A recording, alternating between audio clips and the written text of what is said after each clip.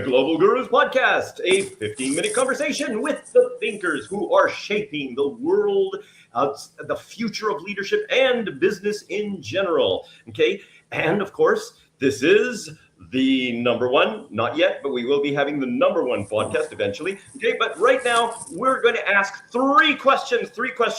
Okay, we're going to ask, what is the biggest problem that you see right now? We're going to ask, what is the original methodology? Now, this is very important because it's got to be original, because we're gurus, we're thought leaders. And well, you know, if we're not original, well, then it's not really thought leadership, right? So it's got to be original. And of course, more importantly, okay, how are you practically applying it in the world right now? And of course, my co-host today is Laura Gassner Otting, and our resident presenter / today he's our guest and co-host and, well, you know, everything, Rhett Power, number 7 in management. Take it away, Rhett. Rhett, tell us, what's the biggest problem that you see in the world today? Let's start with question number 1 of our 3 15-minute questions. Well, guys, thank you for having me this morning. This is a lot of fun to be on the other side of the questions. But I think everybody's talking about AI. We're talking about uncertainty, disruption, the future of work, and these are real challenges. These are big challenges, and a lot of those are maybe some of the challenges of our time. But the biggest problem, I think, is how those challenges, what they do to our thinking, right?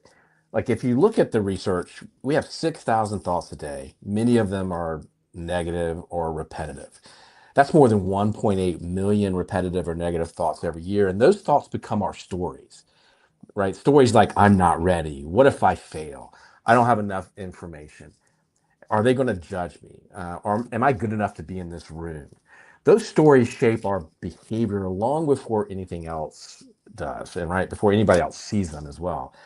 And what I've learned over the years about coaching leaders around the world is that every business problem is ultimately a conversation problem, a communication breakdown. And so I think that's one of the things that I love talking about. That's why we wrote the book Headamentals, is because I think that one of the biggest problems is it's between our ears. What are we thinking? And how does that thinking shape how we show up as leaders?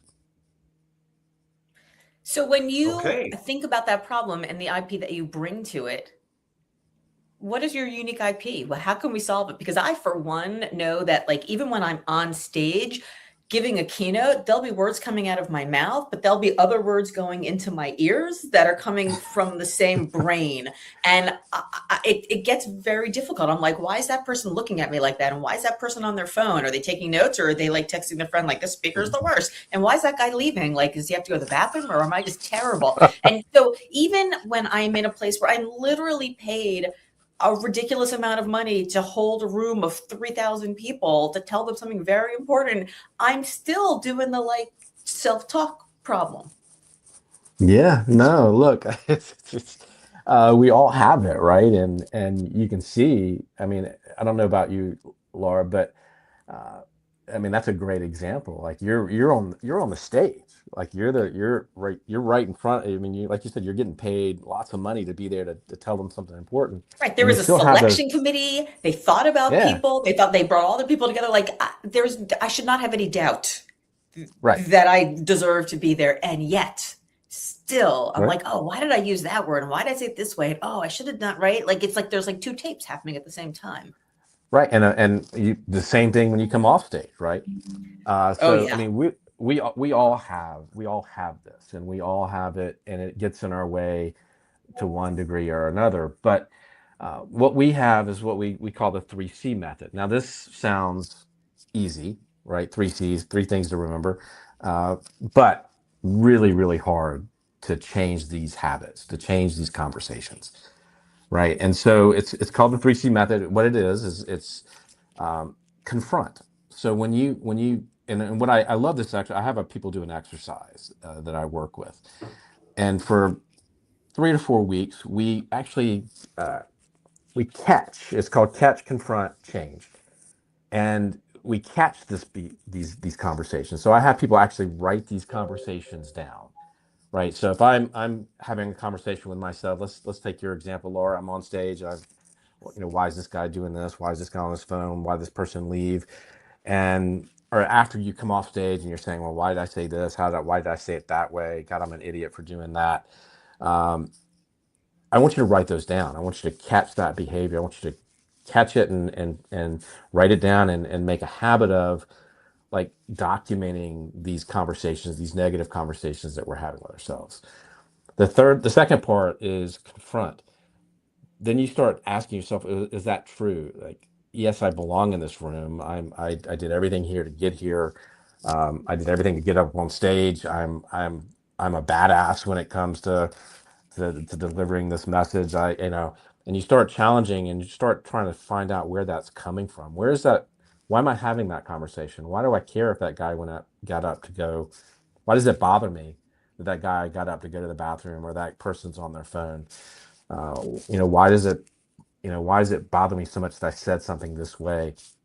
And you start challenging those conversations, those narratives, and trying to figure out where they came from. Why are you asking yourself this question? Why does it bother me so much?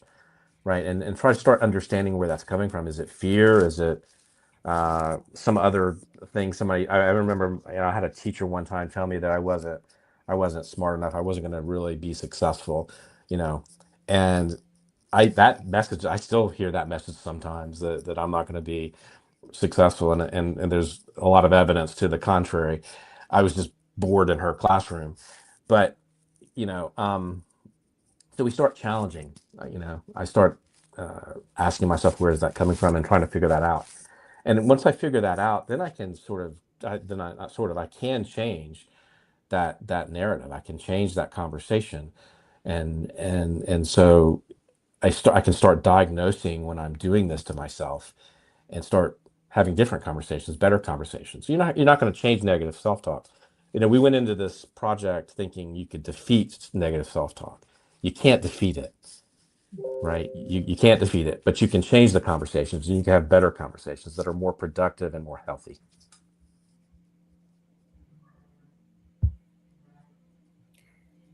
Wow.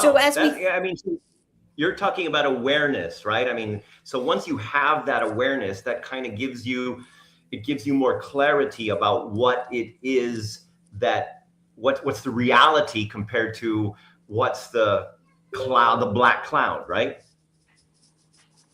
Yeah, look, this isn't just a mindset framework. I think it's in our work and how we're applying this and how we're working to put this out into the world is with our organizations that we work with. We work with founders and CEOs and executive teams and organizations navigating growth.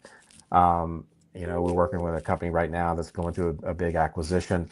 There's a lot of questions in that organization around around mindset around this acquisition, and what are people's places going to be when this happens? Where are they going to fit in?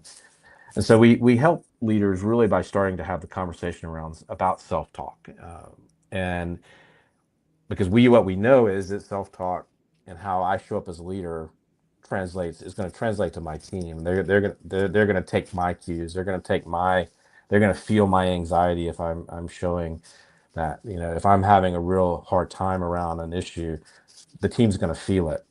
And so this has been really interesting to work with teams on self-talk. This is not something you normally, we don't ask each other around the water cooler, how's your self-talk today? Or how's your self-talk going? Right? This is not something we normally do. But having these conversations internally and talking about how we're feeling and how the messages that we're talking about in our head has been really interesting. And that's how we're applying this framework. We're working with companies to deal with their self-talk and to address their self-talk. And what I see happening is that people are more engaged. They're happier. They're willing to have these conversations, which is, I didn't think it was gonna be as easy as it has been to have these conversations internal in companies. It's takes a lot of courage, I think, from a leadership perspective to address self-talk, and not only personal self-talk, but how the team sees itself. Because team talk is a real thing. We didn't really go into the book thinking about team talk. But what we found was in our work was that the team and how they talk about themselves is a real thing. So go ahead. So I'm very interested. I have two follow-up questions, and I think you can probably answer them with the same answer, actually. But so I want to give you just a little framing of this. It strikes me that there's probably like a generational and a cultural thing going on when you try to work with leadership teams. And so I am curious, as you think about the second part of the question, to answer the first part, which is, do you find that older generations are harder to sort of win over to being able to have this conversation, or are there cultures in which it's more difficult? I know you do a lot of international work. So that's sort of the framing first part. The second part is, as you go in and you talk to leaders, I think probably most leaders recognize, like, oh yeah, I bet my people might have that problem because I have that problem, or maybe I had that problem. But then they're worried because, what if somebody comes to them with something that they can't solve, or they don't want to solve, or they feel like it's a bigger problem, and they think, well, I'm not trained to be someone's therapist. I don't know how to be someone's therapist. What if somebody doesn't want me to therapize them? So how do you create a space for leaders to explore what it would be like to actually talk about self-talk without feeling like you're pushing them to become their team's therapists? Yeah, that's such a good question. One of the ways that we struggled with this question actually early on with the book, and was this the right conversation to be, or the right topic to talk about at work? There's so many minefields here that you because self-talk, it might come from, like, I had a teacher, right? But it also might come from an abusive parent, or, a partner who left them. Like, everybody's self-talk comes from unresolved wounds, and those wounds could be pretty gaping right under the surface. Oh, I mean, absolutely. And it can be very emotional, very, it's got all of those things that you mentioned. But what we figured out, when we settled on this topic for this book, we also felt like we needed to do it because we don't leave those issues at home. We don't leave those fears and those wounds and those things, and those show up at work. We don't leave them at the doorstep at work, and they show up in how we show up, and they show up in how we treat people. They show up in how we react to things. And so we felt like it was really important. And one of the ways that we start by this is we ask the leaders to be vulnerable, to share their wounds, to share their stories, and to share the things that get in their way, and to share the stories. And this takes a lot of courage. I mean, the companies and the people that you talked about generational. I wouldn't say it's I haven't seen as much generational as I have seen companies that they've gone through so much, they're in such trouble, or maybe they've had a traumatic event.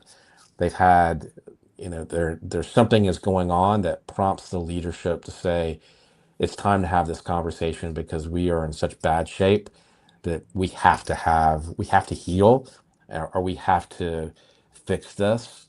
And it's time to do something drastic to get us back to where we need to be and get us back. And so it's companies that are usually in trouble or suffering in some way that prompts this discussion. And so people are more ready to have these vulnerable conversations, and they're more ready to have to go through this process. And that's what I've seen so far, is that it's less generational, but it's companies that have had something happen or need this in a way that maybe others don't, or haven't gotten to the point where they need to do this. But look, I mean, Lori, you and I were talking about in the episode before this. Workplaces are stressful places now, and with politics, and with all the changes going on in society, and all the pressures and the uncertainty around where tech is taking us, and where AI is AI going to take my job? There's a lot of stress right now in the workplace, and we're at a breaking point I was at a company last week that says breaking point with the way their teams are functioning, and so I think companies are more ready than they think to start talking about how we're talking to ourselves and how that's actually reflecting how we talk to each other and how we feel about each other.